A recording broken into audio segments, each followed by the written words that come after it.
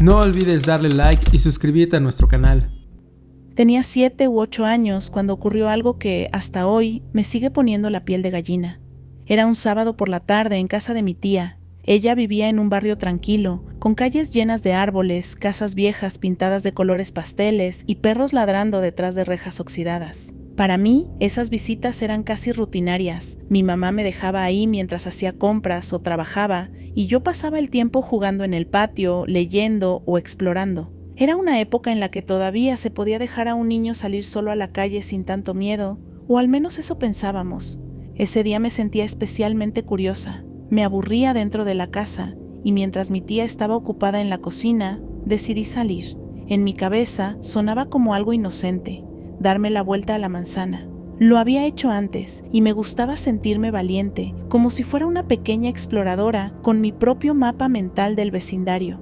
Salí por la puerta con la emoción propia de una niña y comencé a caminar bordeando la manzana. Todo parecía normal: las mismas aceras, los mismos árboles, incluso los mismos olores a tierra y pan tostado que salían de las casas. Pero al llegar a la tercera esquina, algo se sintió raro. El barrio empezó a verse distinto. No era drástico, no era como si estuviera en otro país, pero sí en otro lugar. Las casas cambiaban de estilo, los colores ya no eran los mismos, y no reconocía las ventanas ni las rejas. Los perros que solían ladrarme no estaban. En su lugar había un silencio espeso y un aire más frío. Seguí caminando, esperando ver la esquina de regreso a la casa de mi tía, pero no llegaba nunca. Con un nudo en la garganta, decidí regresar sobre mis pasos. Mi corazón de niña latía rápido. Tal vez me equivoqué de calle, pensé. Así que volví al punto donde había empezado y respiré hondo. Entré de nuevo al barrio de mi tía, convencida de que había sido solo un error. Pero mi curiosidad pudo más. Lo intenté de nuevo. La segunda vez fue peor. Al tomar las esquinas, otra vez apareció ese barrio que no reconocía. Era como un bucle. Caminaba y caminaba, pero nunca llegaba a la esquina correcta. Todo se sentía cada vez más silencioso, más vacío, como si estuviera caminando dentro de una foto vieja. Empecé a sentir algo distinto al miedo, una especie de ansiedad mezclada con desconcierto, como si el tiempo estuviera detenido y yo fuera la única persona viva en varias cuadras. Lo intenté una tercera vez. Esta vez miraba cada detalle: las casas, las veredas, las puertas. No había nada familiar. Ya no era curiosidad, era desesperación. Sentía que mientras más caminaba, menos posibilidades tenía de volver. Recuerdo que se me llenaron los ojos de lágrimas y empecé a repetir en mi cabeza: quiero regresar, quiero regresar. Entonces hice lo único que se me ocurrió. En vez de rodear la manzana, caminé en línea recta por el mismo lado por el que había salido, sin doblar ninguna esquina. Y así, como si nada hubiera pasado, llegué de nuevo a la casa de mi tía. Ahí estaba, igual que siempre, con su puerta color azul, el olor a comida saliendo de la cocina y la radio sonando bajito. Nadie parecía haberse dado cuenta de mi aventura. Me senté en una silla del comedor, todavía temblando, sin atreverme a contarle lo que me había pasado. Hasta ese momento ya había vivido algunas cosas raras: luces, sueños, presencias, pero nunca algo tan tangible como esto. Todavía hoy, cuando recuerdo esa tarde, me pregunto si realmente caminé por otro barrio o si crucé, sin saberlo, a algún lugar que no debería haber existido. Yo tendría unos 7 años cuando pasó algo que todavía hoy me deja dudando de mi propia memoria. Era un día nublado pero cálido, y mi papá me había llevado a una feria junto con un amigo de la familia. Era de esas ferias viejas, medio improvisadas, con olor a algodón de azúcar y frituras mezclado con el del pasto húmedo. Los juegos eran viejísimos: caballitos de carrusel con pintura desconchada, carpas con focos parpadeantes y atracciones mecánicas que chirriaban cada vez que arrancaban. Para mí era fascinante, como entrar en un parque de diversiones que se había quedado detenido en el tiempo. Recuerdo que andaba de un lado a otro, subiéndome a las atracciones más sencillas y riéndome de cualquier cosa. Mi papá y su amigo me vigilaban a distancia, charlando mientras yo corría. En algún momento me alejé de ellos sin darme cuenta. El terreno de la feria no era plano, había partes donde el césped terminaba abruptamente, y ahí fue cuando vi algo que me llamó la atención. Al borde de una especie de desnivel enorme, como un acantilado que terminaba en agua, había un aro salvavidas apoyado en un poste. Era un sitio raro para poner algo así. Me pareció tan absurdo que me quedé mirando un buen rato pensando, ¿por qué no ponen una cerca? Con lo fácil que sería caerse aquí. Me acerqué un poco más para mirar. El pasto era resbaloso y la tierra estaba húmeda.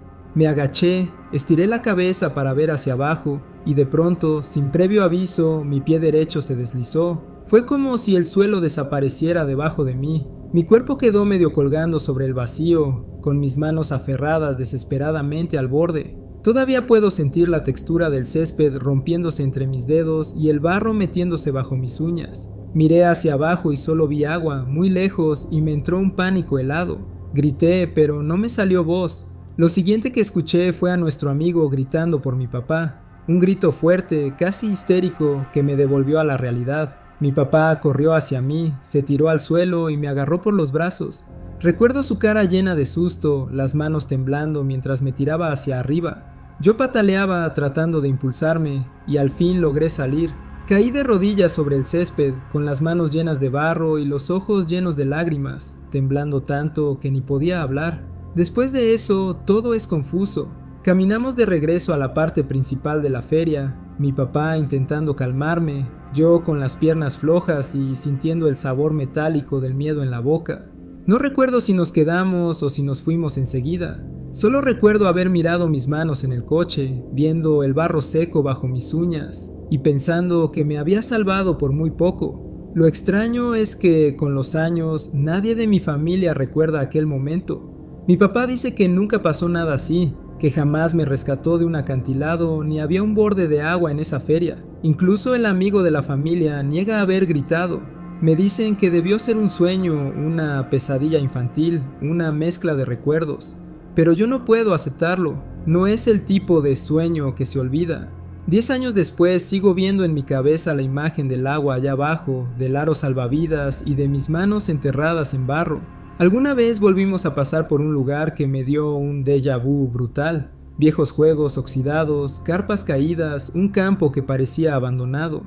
Creí que era el mismo sitio, pero no pude ubicar dónde estaba ese acantilado ni ese borde de agua. Es como si todo lo que recordara hubiera sido arrancado del mapa. Hasta hoy me sigue volando la cabeza. No sé si viví un accidente real, si entré en algún lugar que no debía existir por unos segundos, o si fue uno de esos recuerdos falsos que se sienten más vívidos que la realidad. Solo sé que esa caída, real o no, sigue estando grabada en mí como el momento en que estuve a punto de desaparecer.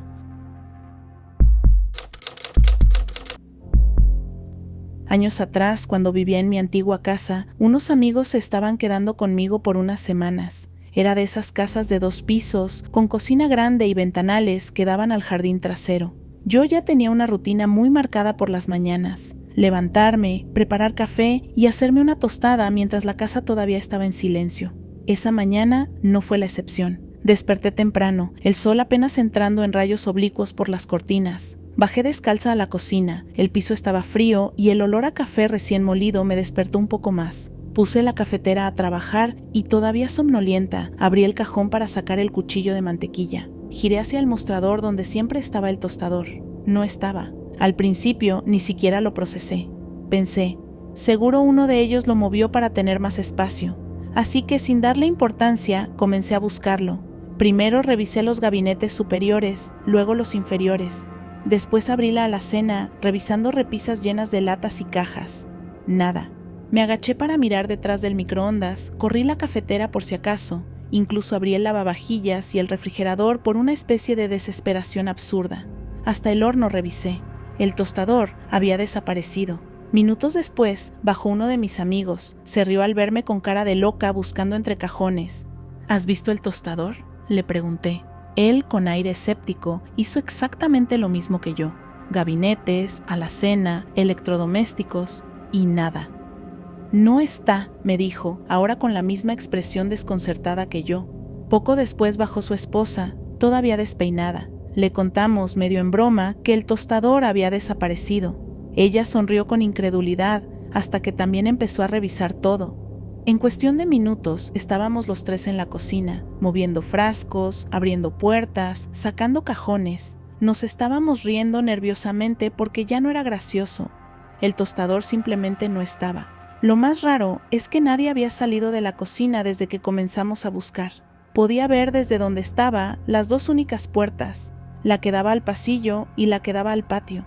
Nadie había entrado ni salido, y nosotros habíamos revisado todos los lugares posibles, al menos 2 veces. Estábamos parados los 3, hablando de lo absurdo del asunto, cuando yo me volví para abrir la despensa y sacar cereal. La abrí sin pensar, como en piloto automático. Y ahí estaba, el tostador, no al fondo ni en un rincón, no medio escondido entre cajas, estaba justo en el medio, en la repisa, a la altura de mis ojos, como si alguien lo hubiera colocado cuidadosamente ahí hacía un segundo. Nos quedamos los 3 en silencio, miramos el tostador, luego nos miramos entre nosotros. Pero, murmuró mi amigo, esto estaba vacío, yo miré aquí 3 veces. Yo también, dijo su esposa. Yo igual, logré decir. Nadie había dejado la cocina, nadie había entrado, y sin embargo, ahí estaba el maldito tostador, como si nunca hubiera desaparecido.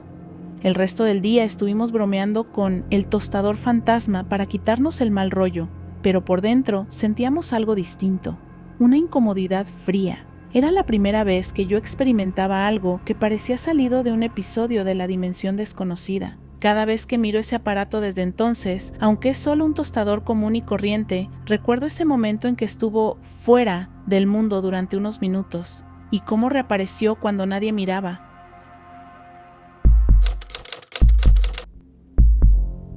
Era un día cualquiera, uno de esos sábados en los que aprovechas para hacer diligencias simples que llevas postergando. Había salido con mi novia y después de un par de vueltas en el centro decidí pasar por un cajero automático para sacar algo de efectivo. No era nada raro, simplemente quería tener algo de dinero en la mano para el fin de semana. El cajero estaba en una esquina de la calle, de esos que parecen antiguos, con la pantalla algo gastada y los botones duros por el uso. Recuerdo que incluso hice un comentario en voz baja sobre lo viejo que se veía, pero no le di más importancia. Saqué mi tarjeta de la billetera, la miré rápido como siempre, la inserté en la ranura y marqué mi PIN. Todo parecía normal, el menú apareció, seleccioné la cantidad de dinero y esperé. Hasta ese momento todo había sido parte de una rutina que conocía de memoria, pero el tiempo comenzó a estirarse. Primero pasaron unos segundos, después un minuto. El cajero no expulsaba ni la tarjeta ni el dinero. Me quedé parado frente a la máquina, mirando fijamente la pantalla, esperando escuchar el típico zumbido que antecede a que salga el efectivo. Nada. Con cada segundo que pasaba, la sensación de que algo no iba bien se hacía más fuerte. Empecé a golpear suavemente la máquina con los dedos, como si eso pudiera apresurarla. Luego pasaron 3, 4, 5 minutos y seguía igual. La tarjeta no salía, el dinero tampoco.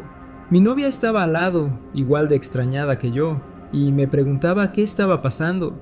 Sentí cómo la incomodidad se transformaba en ansiedad. Pensé que la máquina había tragado mi tarjeta, lo cual era un fastidio enorme. Así que, resignado, abrí mi billetera para revisar cuánto efectivo me quedaba y prepararme a llamar al banco. Y fue entonces cuando me congelé. La tarjeta estaba ahí, justo en su compartimento, como si nunca la hubiera tocado. La saqué, la miré incrédulo, la volví a poner en su lugar, volví a sacarla. No entendía nada. Sentí un frío recorrerme la espalda porque mi mente me repetía una y otra vez: la pusiste en el cajero, la viste entrar, marcaste tu PIN, seleccionaste el dinero. Y mi novia, que lo había visto todo, me confirmaba con su mirada que no estaba inventando nada. Ella también lo había presenciado. Pero ahora la tarjeta estaba en mi billetera y yo no tenía ni un billete en la mano. Revisé otra vez la ranura de la máquina, la parte inferior donde sale el efectivo, incluso la ranura de la tarjeta. Nada, como si el cajero nunca hubiera interactuado conmigo. Me quedé varios minutos más parado frente a él, esperando algún error en la pantalla, alguna señal de que al menos había quedado registrada la transacción. Nada. La máquina estaba como nueva, lista para recibir otra tarjeta. Lo que más me inquieta es que nunca apareció un cargo extraño en mi cuenta, nunca hubo una transacción registrada. Fue como si la acción de meter la tarjeta, digitar el PIN y pedir el dinero hubiera quedado atrapada en un espacio intermedio, en una especie de fallo en la realidad. Desde entonces, cada vez que me paro frente a un cajero siento un nudo en el estómago. Sé que la gente lo vería como una simple confusión, un error mío, pero yo no lo creo. No cuando tengo el recuerdo tan vívido, no cuando alguien más lo presenció conmigo. Y a veces, en silencio, me pregunto, ¿a dónde fue esa transacción que nunca existió? ¿Qué fue lo que realmente pasó esa tarde frente al cajero? Porque lo que sí sé con certeza es que algo no encajaba con las reglas normales del mundo. Y aunque parezca una tontería, esa experiencia me dejó con la inquietante sensación de que la realidad, de vez en cuando, puede romperse por un instante. No es una experiencia mía directamente, sino de mi papá, pero siempre que la cuenta me deja pensando en lo extraño que fue. Él siempre fue un hombre sencillo, de los que encuentran paz en lo cotidiano, y pocas cosas disfrutaba más que salir a pescar con sus amigos. No necesitaban gran cosa. Unas cañas, una nevera con cervezas y un día tranquilo junto al agua. Aquella mañana, hace ya muchos años, el plan había sido exactamente ese. Fueron a un lugar algo apartado, donde el río se abría en un remanso perfecto para pasar el día. Dejaron los coches estacionados cerca de un claro y se instalaron con calma. El tiempo pasó entre risas, conversaciones y la esperanza de sacar algo más que pequeñas percas. Pero al final de la jornada, cuando regresaron a los coches, descubrieron algo extraño. Alguien había estado allí. Los tanques de gasolina estaban prácticamente vacíos. No eran tontos, sabían reconocer cuando los habían ordeñado. No quedaba otra que caminar hasta el pueblo más cercano para comprar combustible. Así lo hicieron, una caminata larga, pesada, pero con la suerte de encontrar abierta una gasolinera que parecía algo vieja, como sacada de otra época. Llenaron unos bidones, volvieron hasta los coches y con esfuerzo consiguieron echar a andar de nuevo. El asunto se quedó como una anécdota incómoda de aquel día de pesca. La verdadera rareza llegó después. Unos días más tarde, mi papá pasó por la misma carretera rumbo a otra zona. Quiso ubicar de nuevo aquella gasolinera donde había conseguido el combustible, pero lo que encontró fue imposible de explicar. En el lugar donde había estado el pequeño edificio con su letrero, no había nada. Solo un terreno cercado, lleno de maleza crecida hasta la cintura, con plantas tan viejas y gruesas que era evidente que llevaban mucho tiempo allí. No podía haber cambiado tanto en tan solo unos días. Se detuvo el tiempo suficiente para convencerse de que no se trataba de un error. Era el mismo sitio, recordaba el camino, las marcas de la carretera, todo coincidía, pero la gasolinera no existía. Nunca había existido allí, al menos no en los últimos años. Ese recuerdo lo ha acompañado siempre. Él lo cuenta con seriedad, sin adornos, porque realmente no encuentra una explicación lógica. Y yo, cada vez que lo escucho, me quedo con la misma sensación. ¿De dónde salió aquella gasolinera? ¿Era un vestigio de otro tiempo, una especie de eco atrapado en la realidad? ¿O fue simplemente una confusión colectiva, una alucinación compartida entre cansancio y necesidad? Sea como sea, mi papá asegura que llenó los bidones, que pagó en la tienda, que incluso recuerda el olor fuerte de la gasolina fresca mientras regresaban al coche. Todo eso existió, pero el lugar no. Y desde entonces, cada vez que paso junto a una gasolinera vieja y solitaria, no puedo evitar preguntarme si, en cualquier momento, también podría desaparecer sin dejar rastro. Era un día normal, de esos que parecen no tener nada especial. Había llegado a casa un poco cansado, con hambre y con la idea clara de que me esperaba un buen plato de pasta que había guardado la noche anterior en el refrigerador. Recuerdo perfectamente abrir la puerta del frío, sentir ese aire helado en la cara y sacar el tazón con el sobrante. Lo tenía en mis manos, lo vi con mis propios ojos. Ahí estaba, pesado, aún con la tapa puesta, con esa pasta que había estado esperando todo el día. Lo coloqué en la encimera de la cocina, a un lado del microondas. Me giré un instante para sacar un poco de pan del cajón, pensando en lo perfecto que quedaría acompañado de la pasta recalentada. Pero cuando volví a mirar hacia la encimera, el tazón ya no estaba. Me quedé congelado, literalmente con el pan en la mano, mirándolo como si pudiera darme una explicación. En los primeros segundos pensé que simplemente lo había puesto en otro lugar sin darme cuenta. Revisé el microondas por si lo había metido de manera automática, luego el refrigerador de nuevo, como si mágicamente hubiera vuelto allí. Nada.